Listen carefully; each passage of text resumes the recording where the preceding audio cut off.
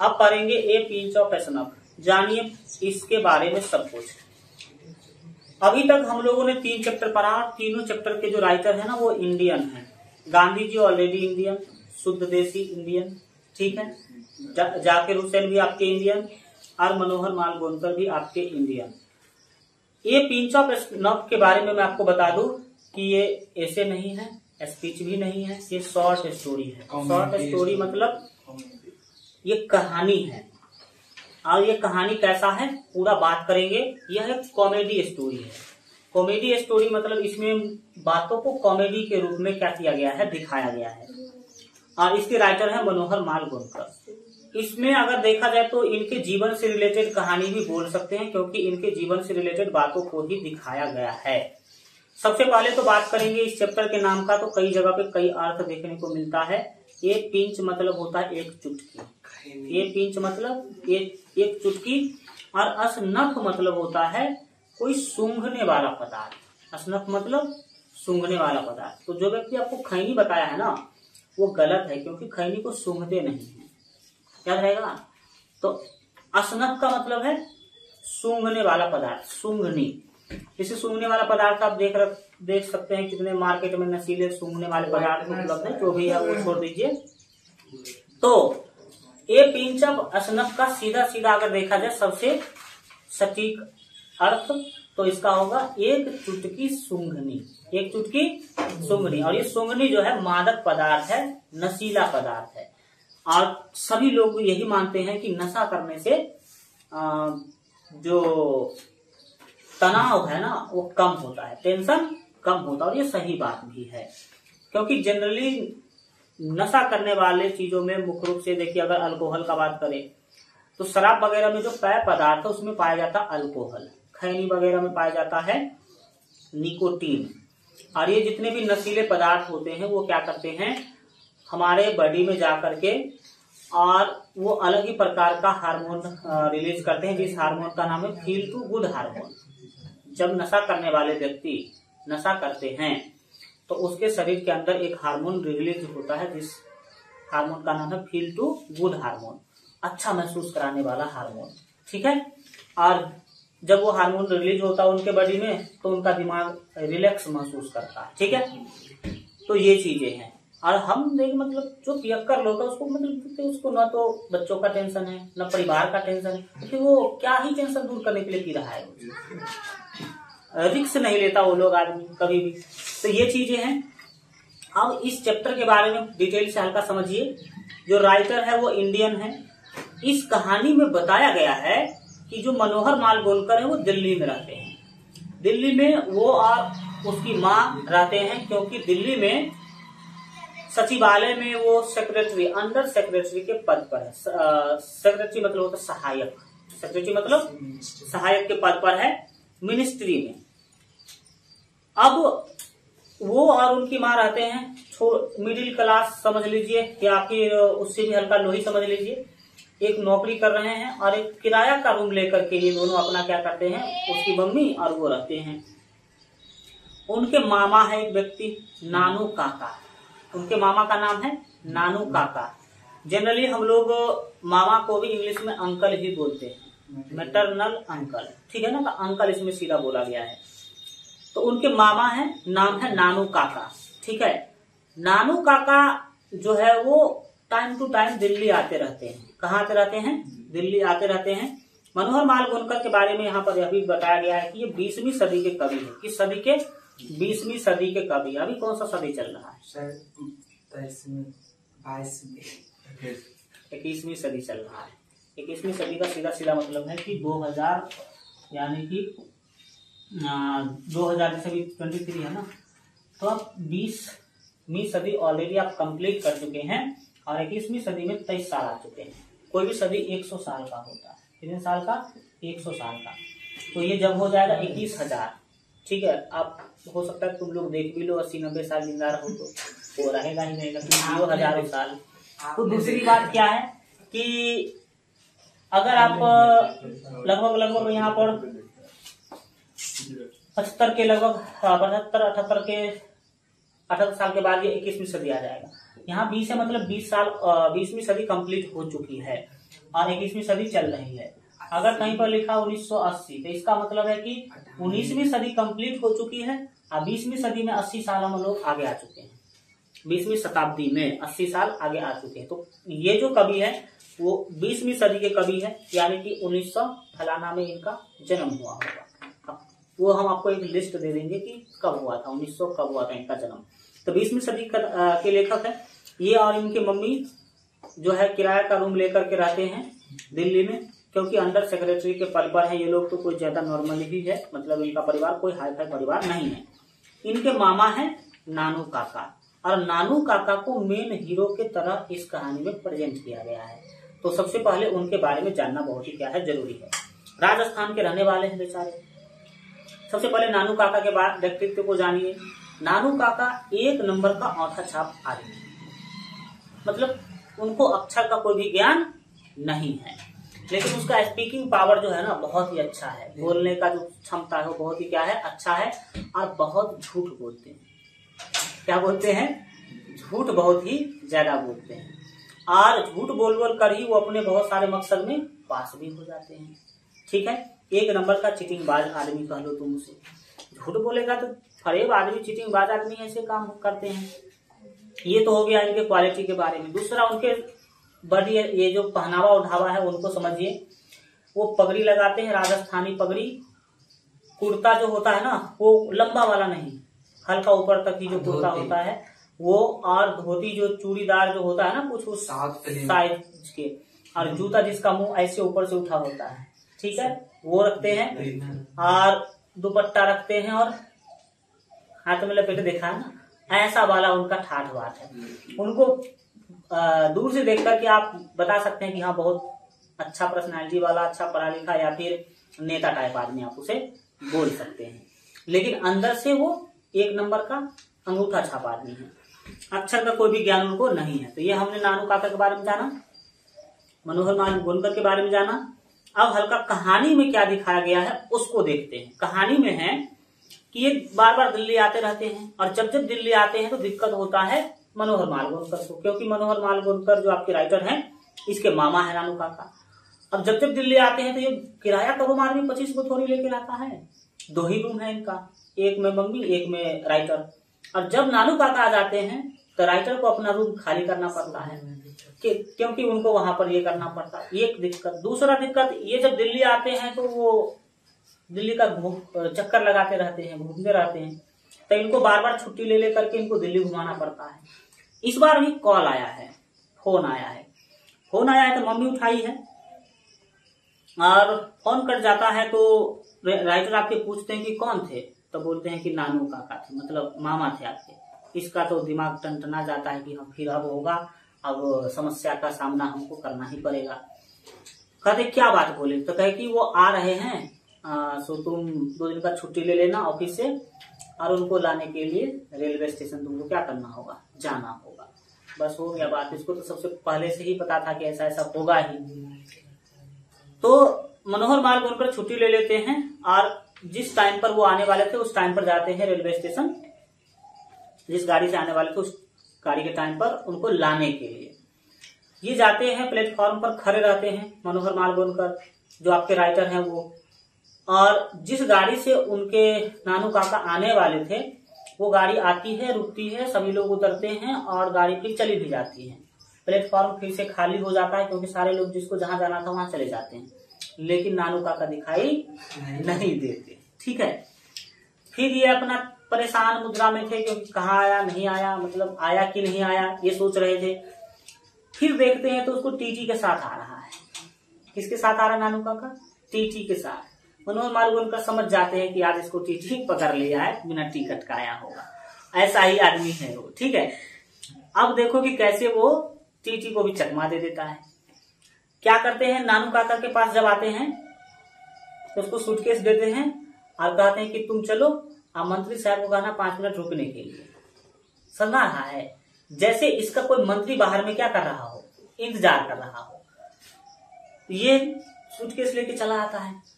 TT भी सोचता है भाई कैसा आदमी, इसका मंत्री इंतजार कर रहा है, मतलब बहुत बड़ा आदमी है ये, समझ में आ रहा है।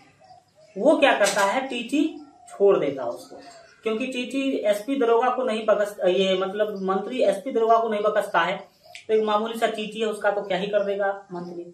सोचता है कि इसको छोड़ देने में ही क्या है, भलाई है। तो झूठ बोल करके यहाँ पर क्या हो जाते हैं, सक्सेस हो जाते हैं।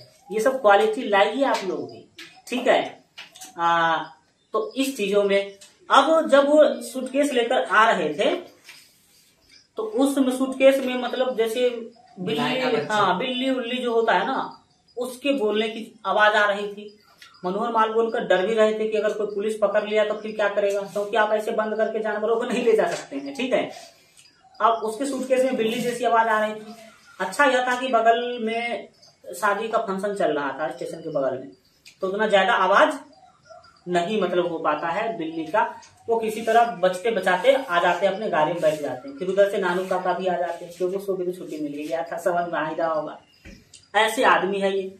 फिर जब आते हैं तो कहते हैं कि देखो तुम तो जो है सचिवालय में क्या हो,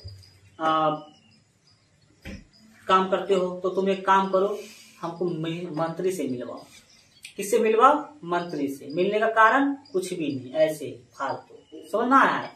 मंत्री से मिलवाओ, मंत्री से हम मिलना चाहते हैं, किसी भी मंत्री से हमको क्या करो, मिलवाओ।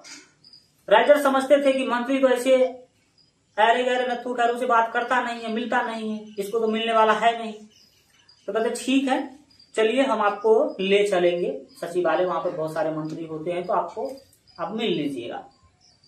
अगले दिन गाड़ी में अपने कार है एक, अब मिडिल क्लास आदमी का पुराना पुराना ही कार होता है, कार है, उसमें नानू काका को बैठाते हैं, ले जाते हैं सचिवालय। सचिवालय को हम कहेंगे इंग्लिश में ये कालो, अभी देख लेंगे हम, मिनिस्ट्री कहेंगे। तो वहां पर ले जाते हैं और नानू काका को कहते हैं कि जाइए यही सचिवालय है, इसी में आपको मंत्री साहब क्या हो जाएंगे, मिल जाएंगे। और ये गाड़ी में ही बैठे रह जाते हैं, क्योंकि उसको पता है कि इसको मिलने वाला तो है नहीं कोई मंत्री, तो हम जाएंगे तो हमारा और दिमाग खराब होगा, इसलिए हम गाड़ी में ही बैठे रहते हैं, इनको जाने देते हैं। ये जाता है, इसको इस टेबल से उस टेबल, उस टेबल से उस टेबल, उस टेबल से उस टेबल चक्कर कटवाता है केवल। कुछ देर के बाद वो हार करके बाहर आने लगते हैं, और राजस्थानी में कुछ गाली बरबराते हुए आ रहे हैं। अब नहीं मिलाया होगा तो कुछ न कुछ तो बोल ही रहा होगा उसके बाद में। और आते हैं तो इनका दिमाग जो होता है हल्का टेंशन में होता है, और क्या करते हैं, एक चुटकी सूंघनी निकालते हैं और सूंघते हैं और गाड़ी में बैठ जाते हैं। मनोहर मालगोनकर चुप है, क्योंकि इसको पता है कि टेंशन में आदमी है, हम कुछ बोलेंगे तो कहीं हमरे पर न झाड़ दे, इसीलिए चुपचाप बैठे हैं। और ये कहते हैं कि चलो अब घर चलो, नानू काका कहते चलो घर, तो ये अपना गाड़ी स्टार्ट कर देते हैं, चल देते हैं घर की ओर। होता क्या है, रास्ते में सामने से एक कार आ रही है, ठीक है, वो कार सीटी दे रही है, और जब इसके कार के सामने आता है तो हाथ हिलाते हुए चला जाता है। नानू काका तो कैसा पागल आदमी था, इतना देर से सीटी दे रहा था और सामने आया तो हाथ हिला के चला गया, कौन था ये। तो वो कहते हैं, मनोहर मालगोनकर कहते हैं कि रतिराम। कौन था, रतिराम। ये हमारा दोस्त है, क्योंकि ये जो मिनिस्ट्री है ना उसमें चीफ सेक्रेटरी के पद पर है। सेक्रेटरी 3 प्रकार के होते हैं, चीफ सेक्रेटरी, सेक्रेटरी और अंडर सेक्रेटरी, ठीक है, सहायक। तो ये चीफ सेक्रेटरी है, और वो यह कह देता है कि देखिए ये हमारे ऑफिस में चीफ सेक्रेटरी के पद पर है, और इनके पिता जो है ना सोहन लाल है। इनके पिता कौन है, सोहन, और वो दिल्ली के एक बड़े से पार्टी का पार्टी बॉस है, जैसे कहते हैं ना अध्यक्ष, पार्टी के अध्यक्ष, तो पार्टी के बॉस है।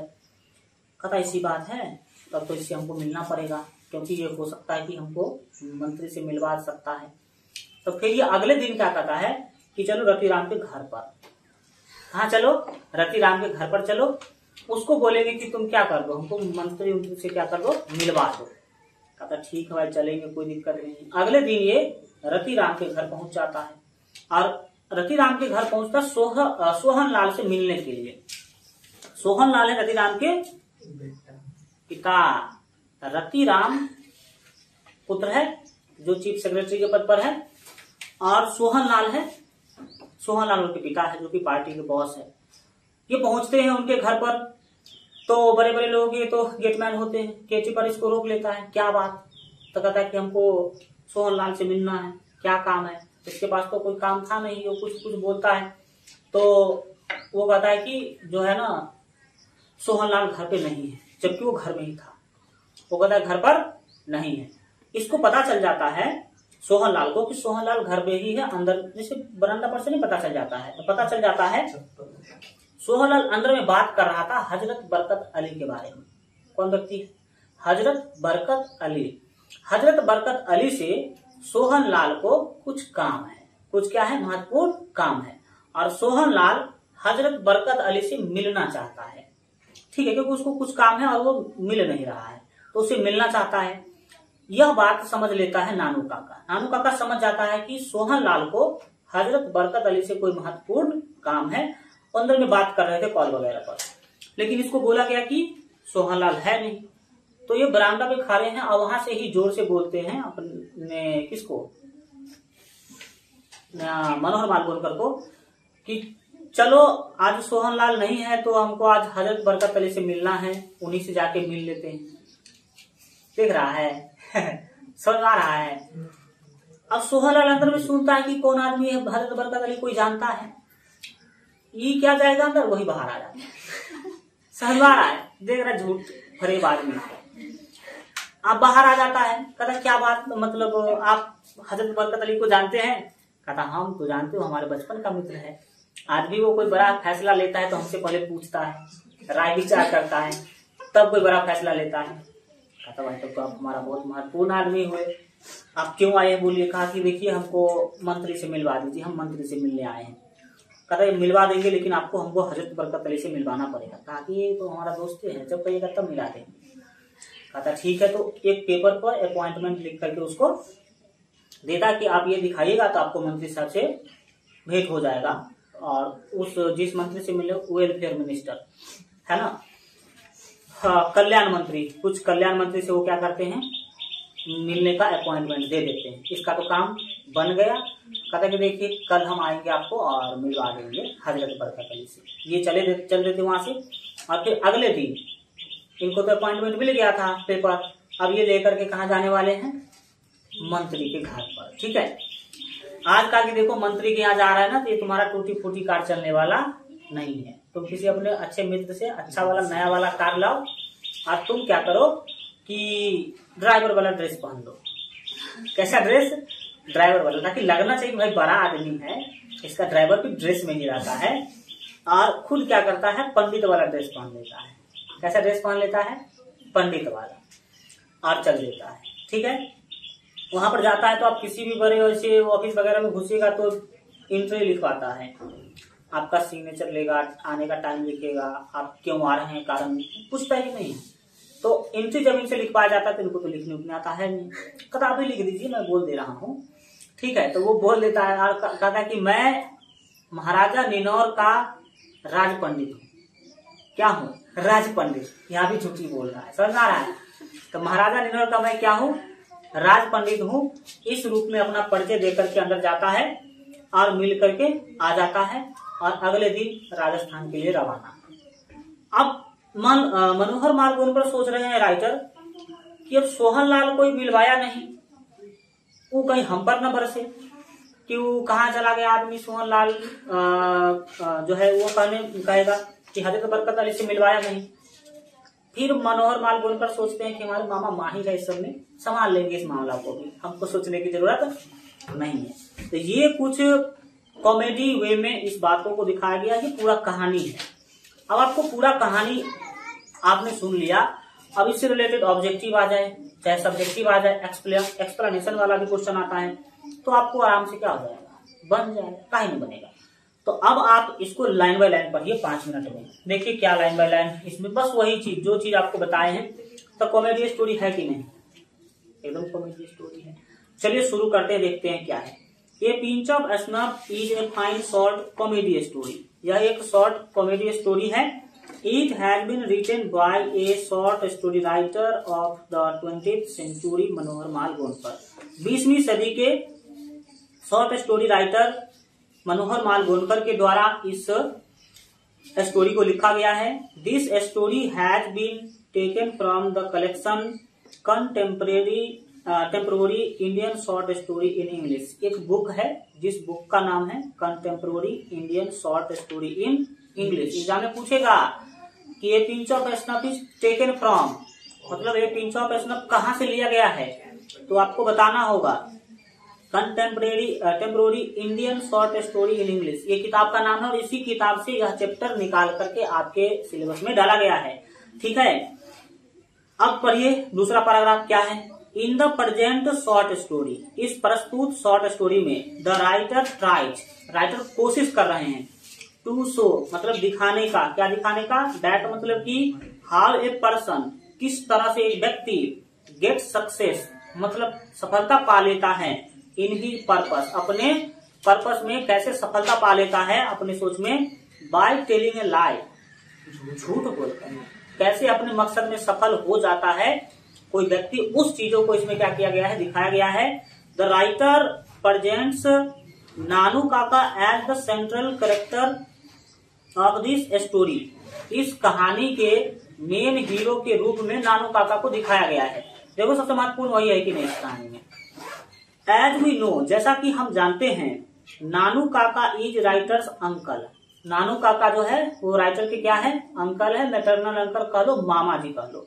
And the writer is an under secretary in the ministry, ministry में राइटर जो है वो अंडर सेक्रेटरी के पद पर है। नानू काका वाज अबाउट 55 ईयर ओल्ड, नानू काका लगभग 55 साल के हैं। ठीक है, he has a strong language power, उनका लैंग्वेज पावर जो है ना बहुत ही मजबूत है। देख लिया कितना लैंग्वेज पावर मजबूत है, बड़े से बड़े काम ऐसे ही कर लेते हैं झूठ बोल करके, और होना भी चाहिए, आपका भी लैंग्वेज पावर मजबूत होना चाहिए। क्योंकि अभी देख लो तुम जो न्यूज एंकर होते हैं, किस चीज का पैसा मिलता है उसको, बोलने का पैसा मिलता है। कितना मंथली होता पता है तुम लोगों को, एक न्यूज एंकर का 6-6 लाख 7-7 लाख महीना, जो टीवी में आती है ना आज की ताजा खबर लेकर के, उसका मंथली होता 6 लाख 7 लाख। तो आप लोग बोलना सीखिए, कहाँ बोलना सीखिए, जहां पर कैमरा ऑन हो वहां पर बोलना सीखिए। बाकी तो सब जगह आप बोल ही लेते हैं, कैमरा जहां पर ऑन हो वहां पर क्या करिए, बोलना सीखिए। और आजकल तो देखिए लोग डिजिटल क्रिएटर बन करके भी लाखों रुपया कमा रहा है कि नहीं कमा रहा है। तो उनका लैंग्वेज पावर बहुत ही क्या है, स्ट्रांग है।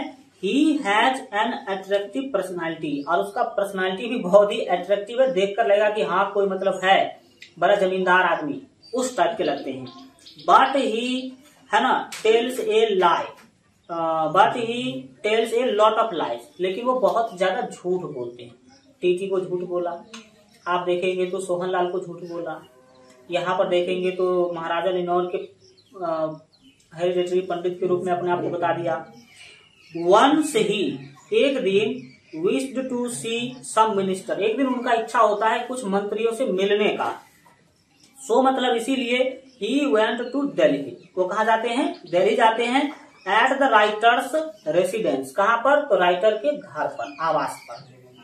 The writer took 2 day leave, leave मतलब होता है छुट्टी, 2 दिन का छुट्टी लेते हैं फ्रॉम द ऑफिस, कहाँ से, ऑफिस से। कितना सरल भाषा लिखा गया है। एक बार तुम लोग क्या करना ना, किताब पढ़ लेना 5 लाइन, पता चल जाएगा कि किताब में क्या है और यहाँ पर क्या है, समझ रहा है। किताब के कठिन भाषा को हमने क्या करा, सरल भाषा में यहाँ पर लिखा है, तो आप आराम से समझ लेंगे। द नेक्स्ट डे, यानी कि अगले दिन, the writer drove him at the minister residence, अगले दिन राइटर क्या करते हैं, उनको राइटर के रेसिडेंस में जाकर छोड़ देते हैं। But he should not get success in his purpose, लेकिन उस दिन वो जो मिनिस्टर है उसे नहीं मिल पाते हैं, अपने मकसद में वो सफल नहीं हो पाते। सो मतलब इसीलिए ही बिकम वेरी एंग्री, वो बहुत गुस्सा हो जाते हैं, और उधर से मतलब राजस्थानी में कुछ गाली बरबराते हुए आते हैं, और एक चुटकी सूंघनी निकाल कर क्या कर लेते हैं, सूंघ लेते हैं। When he was returning home, जब वहां से वो घर रिटर्न हो रहे थे, he come to know about Ratiram, तो रास्ता में ही रतिराम के बारे में उनको जानकारी मिलता है। एंड हिज फादर सोहनलाल, और उसके पिता सोहनलाल के बारे में भी जानकारी मिलता है। Ratiram was the chief secretary in the ministry, Ratiram जो है मिनिस्ट्री में चीफ सेक्रेटरी के पद पर है, यानी कि राइटर के पद से ऊपर है वो। And his father was party boss इन दिल्ली, और पार्टी बॉस है, किसी पार्टी का बॉस है दिल्ली के अंदर। Nanu Kaka went to see them at their residence, उसके घर पर जाकर के उनसे क्या करते हैं, मिलते हैं। कैसे कैसे मिला वो हमने आपको पूरा डिटेल में बताया है। There he introduce himself as the close friend of Hazrat Barkat Ali, वहां पर बताया कि नहीं कि मैं हजरत बरकत अली का बहुत क्लोज फ्रेंड हूँ, बचपन का दोस्त हूँ, बोला कि नहीं बोला। एंड द जमींदार, और हम क्या है, बड़े जमींदार आदमी हैं, समझ में आ रहा है। उसने कहा कि मैं जमींदार आदमी हूँ और हजरत बरकत अली तो मेरा बचपन का दोस्त है, ठीक है, ये बात बोलता है। इन दिस वे नानू काका इम्प्रेस्ड देम होना चाहिए, देम नहीं, देम, THEM कर लीजिए। तब नानू काका उन्हें क्या कर देते हैं, प्रभावित कर देते हैं।